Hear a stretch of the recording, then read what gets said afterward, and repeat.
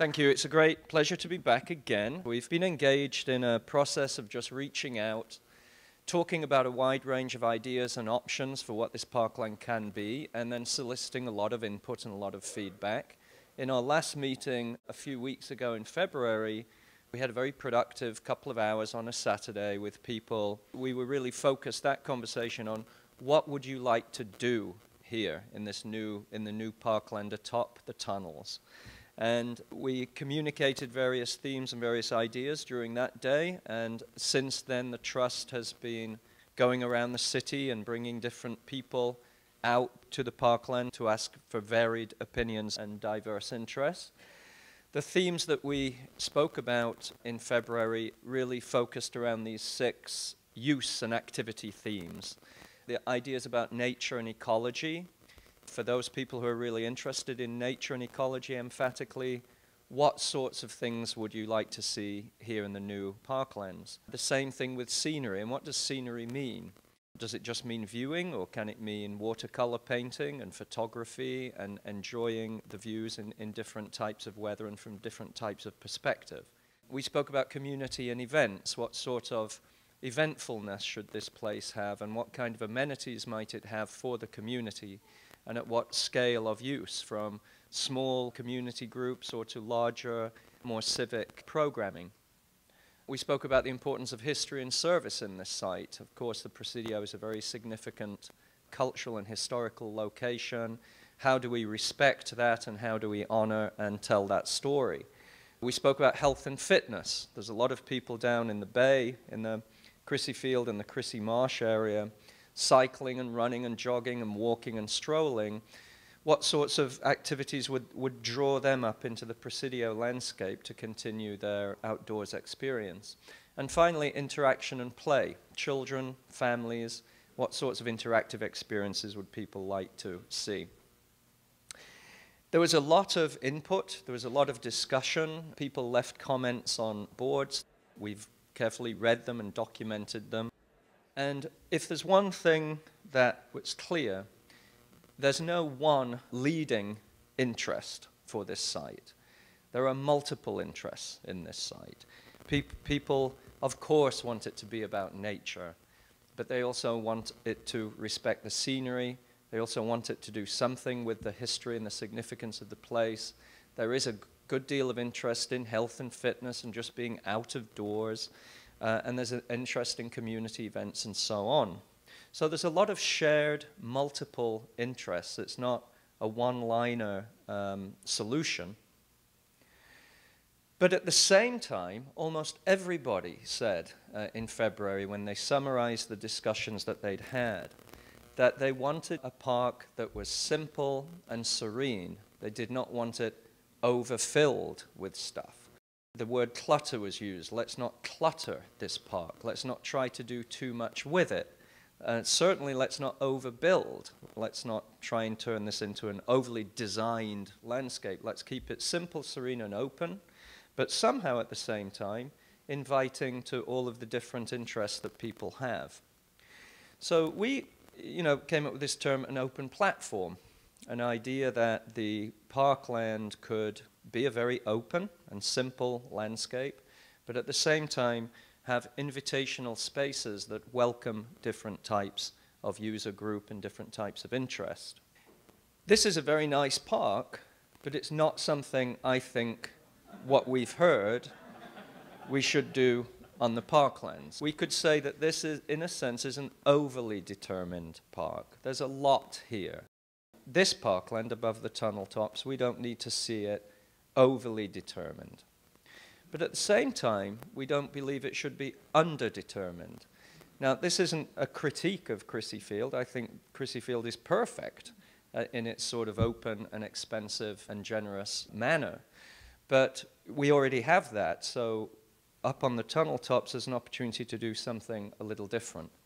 So this balance between overdetermination and underdetermination is something that we invite you to think about in the discussions this morning.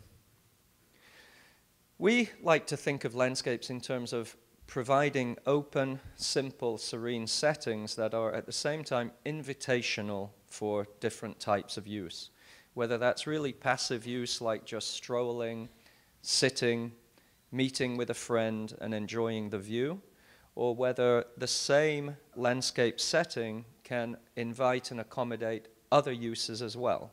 So designing a landscape in a sense that is beautiful, serene, and open, accommodating of individuals and small groups on quiet days, but also capable of absorbing a larger civic function. So over the past few weeks, we've been developing 3 concepts. I wouldn't call them alternatives because we don't want to share these concepts and have you pick one over another. What I think you'll find is that there are things you'll like in each of them and things you'll dislike in each of them. And I guess that's where we want the conversations to go, to sort of discuss each one and look at each one in its own terms and sort of ask yourselves, there are certain things in this vision that I like and there are certain things that I don't care for, and go through the 3 in that way. As part of the NEPA process, this meeting is understood to be the scoping meeting. The 2 alternatives Michael just showed, Alternative 1 and Alternative 2, will be 2 of the alternatives that go through the NEPA process, and we also invite you to comment on those too. Is there some merit to some aspects of those schemes, and are there some things that you're disappointed in and you dislike?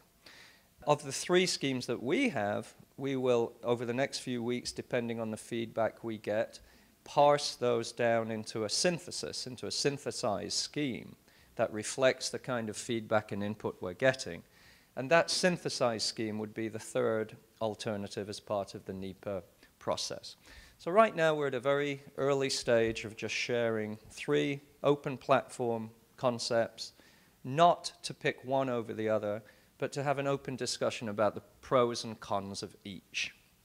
Just a reminder about where we are. I mean, this is the site here.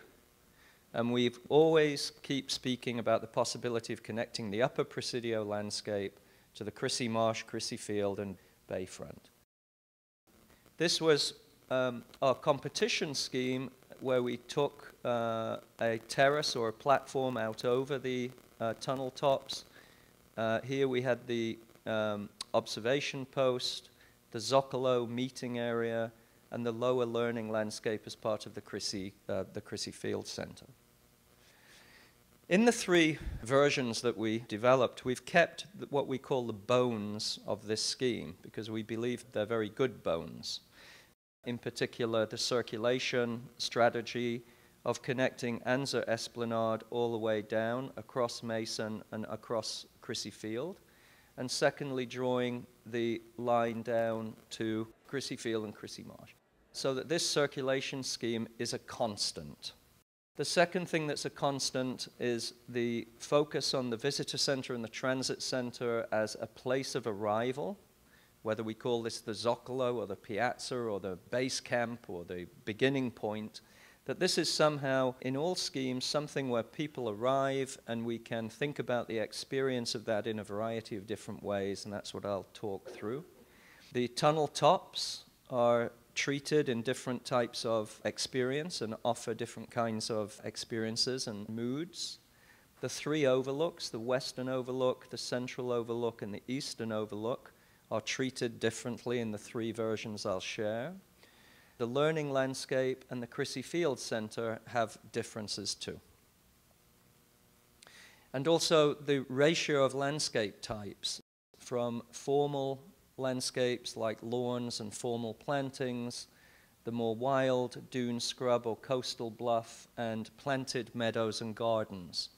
These types of landscape shift in ratio in the 3 schemes I'll show too. So these are things, again, that you can think about and talk about, the kind of landscape character, the landscape mood, and the landscape experience. These are the 3 schemes. The first one is really focused on individuals and small groups and families. This isn't conceived of as a big use landscape.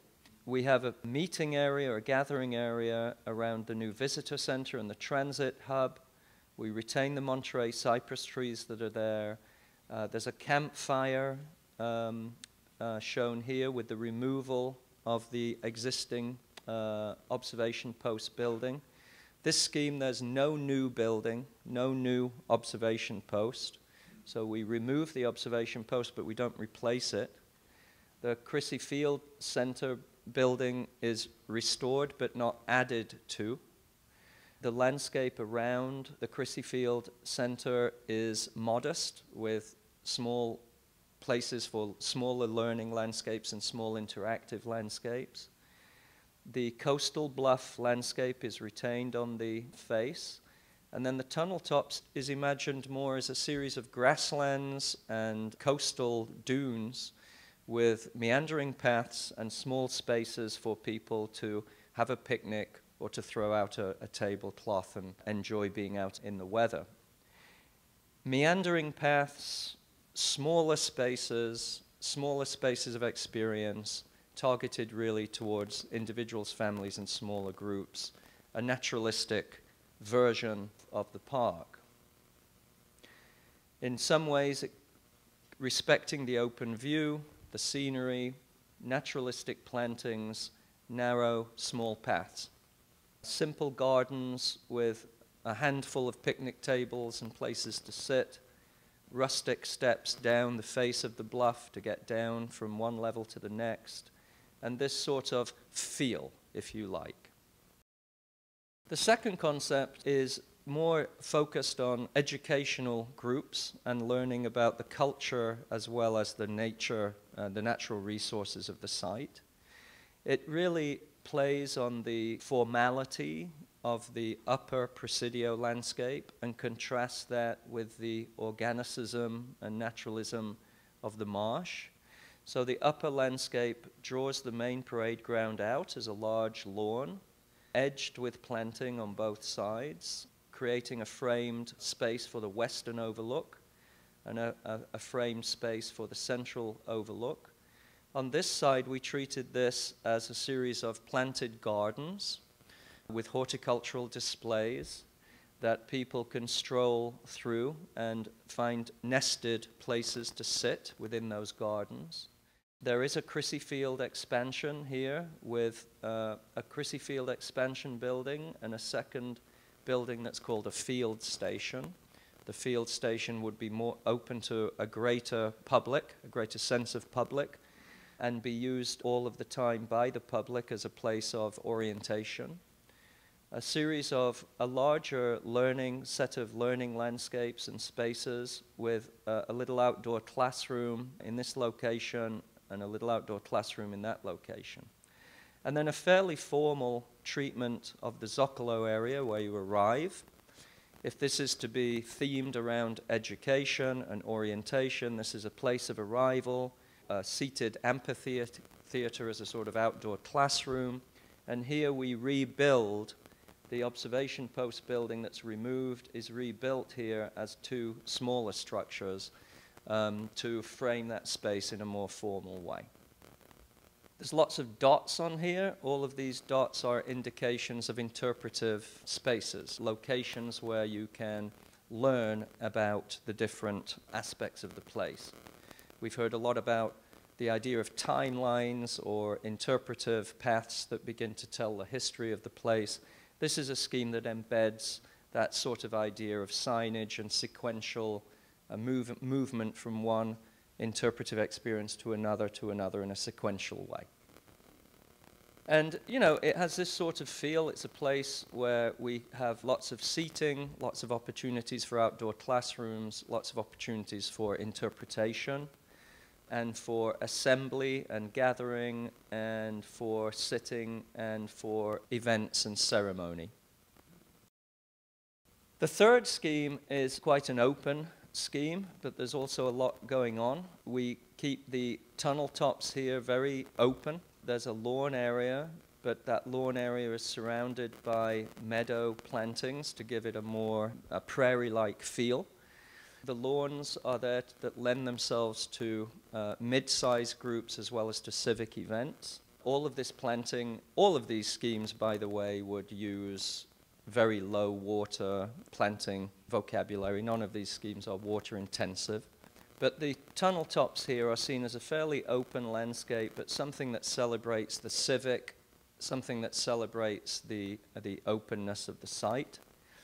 The Zoccolo area here is expanded, and we actually draw it over to the on axis with the main parade ground. We see this is a sort of very large fire pit around which larger groups could organize.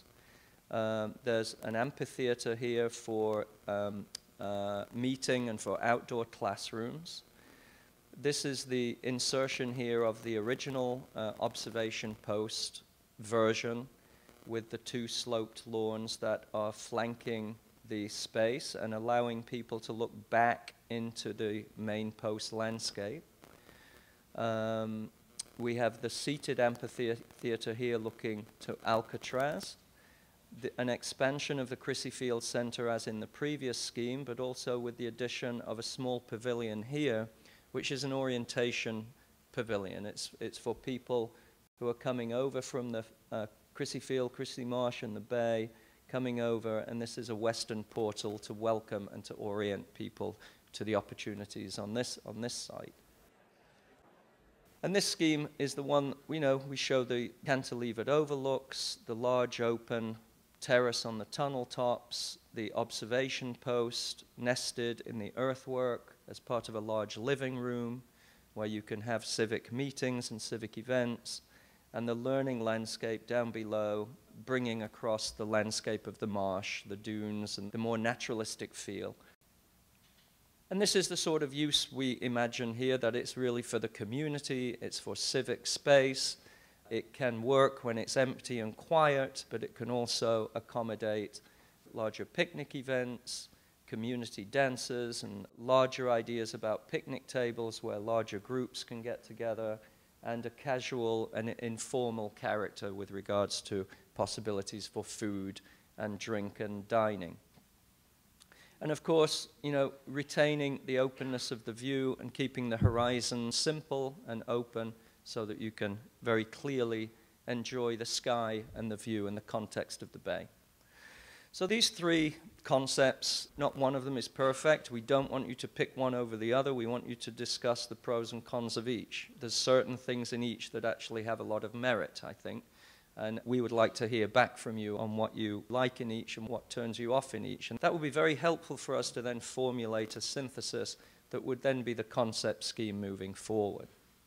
I think the objective of this slide is to keep the alternatives that we're all talking about do need to be assessed and discussed in this context with regards to these goals. How do we honor the magnificence of the site?